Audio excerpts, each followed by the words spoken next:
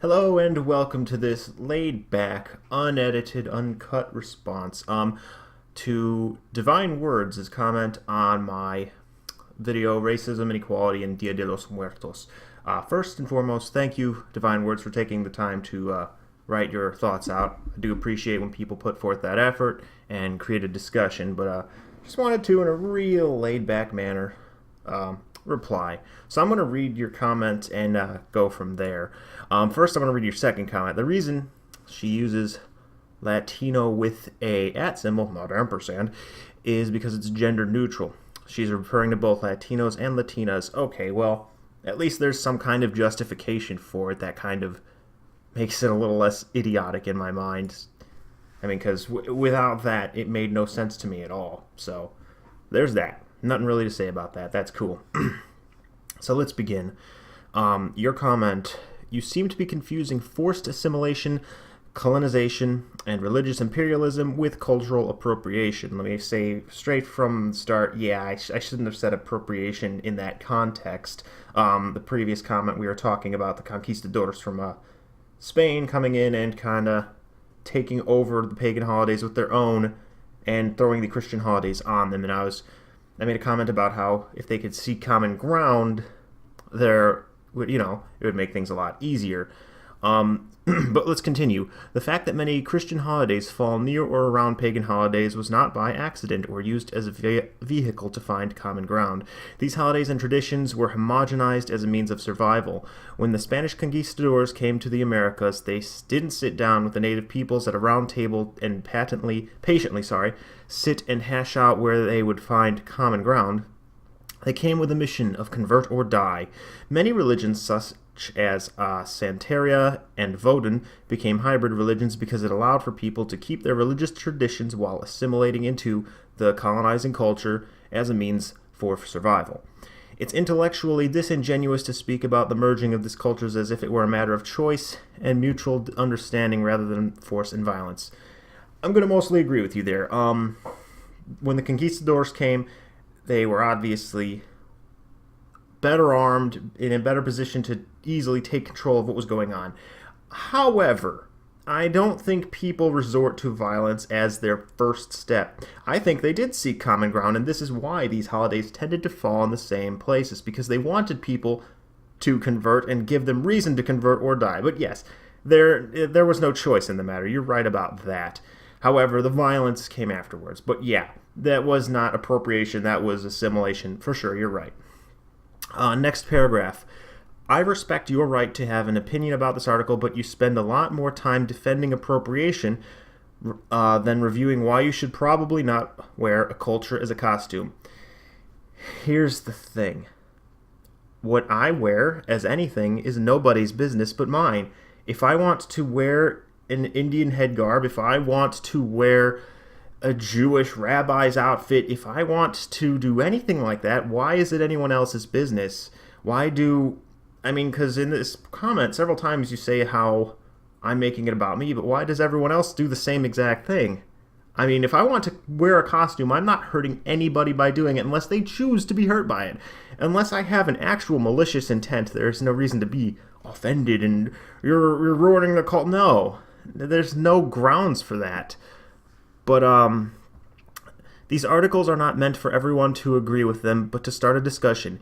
If all you get out of it is reasons to defend the dominant culture, taking and exploiting marginalized cultures as fun, you're missing the point entirely.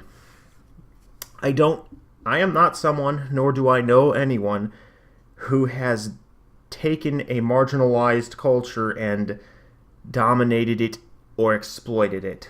I didn't do it, my father didn't do it, my grandfather didn't do it, his grandfather didn't do it. In fact, I come from a very poor line, especially on my father's side, where it would not have been possible. Today, there is a lot of exploitation of cultures going on, but it's more than just wearing costumes. These things like, for instance, the uncontacted, I think there are now contacted tribes in Brazil are at great risk for this. The Inuit peoples of northern Canada are at great risk of this. there are a lot of people that are at risk of this, but to assume that all cultures that are not dominant are exploited is nonsense, and especially in the context of this article where she's talking about parties that people are having and that we should be consulting with Latinos about the parties. Like, that's nonsense. I mean, I suppose I should have asked at the time who is funding these parties, because it's important to point out that privilege does not come from one's skin color. Privilege mostly comes from money, but we'll get to that. Your next paragraph, the least you could do is perhaps sit and listen to another's point from a learning standpoint rather than a defensive one. As a person of color, when I hear some of the comments and points you are making, it just reiterates to me how people who fit into many categories of the status quo feel they have the innate right to talk over people and insert your narrative over the narrative of the person of color who is speaking. You know, that's the thing. I can say the exact same thing in reverse. Every time I try to have a discussion, people try to shut me down just because I'm white. I made a video on Black Lives Matter about this. My opinions did not count because I was white, and for no other reason than that. I mean, and when I'm talking, I'm not trying to go over someone else's narrative. I'm trying to make points based on perception and hopefully objective facts. And that has nothing to do with my culture or their color of their skin. I don't care about that. And frankly, if we want racism not to exist, we need to stop inserting race into the conversation and saying, well, you're not a person of color, you can't understand. That's just going to engender more racism. Some things just aren't about you, centered around you, are going to be reflective of your paradigm. Think of how much you might grow if you spend as much time reflecting on the subject as you are defending your privilege. Now, here's the thing. I said earlier, privilege is born mostly of money, and I'm going to stick to that because I can show you tons of pictures of all sorts of white people from middle America, south of the south side of the USA, where they're living in hovels, like bad shape trailers. They've got no money to their name. They survive on government benefits. They have terrible education, and they likely will not have any opportunity in their lives. These people are no more privileged than inner city black kids that have more or less the same plight. Privilege is born of money. If you take an affluent rich white person and an affluent rich black person and they both have kids, both of those kids are going to have privilege because of the fact that they are rich. People get off of crimes not because of the color of their skin, although I'm not going to say that's not always the case. Of course, some do get a lot worse punishments because of the color of their skin. Remember, I said mostly, not all privilege, but it's very nuanced because of money, though. Money plays a greater part. And so, honestly, when someone tells me my opinion on the matters at hand doesn't count because I'm white and that I should just shut up and listen, it only cements how I feel, because I'm not going to be told that I won't be heard, because I'm not talking over anyone. She had her article, which was the most efficient way she could have communicated to the world, and I had my video. I'm not talking over her. I'm talking to anyone who's willing to listen. And until someone gives me an actual objective reason why I have to not dress a certain way, not celebrate something, like I'm of Jewish heritage. You think if someone else, I'm going to go that route again, wore a rabbi costume, I should be offended? No, I don't care. What's in their character matters more than what they want to be for a day.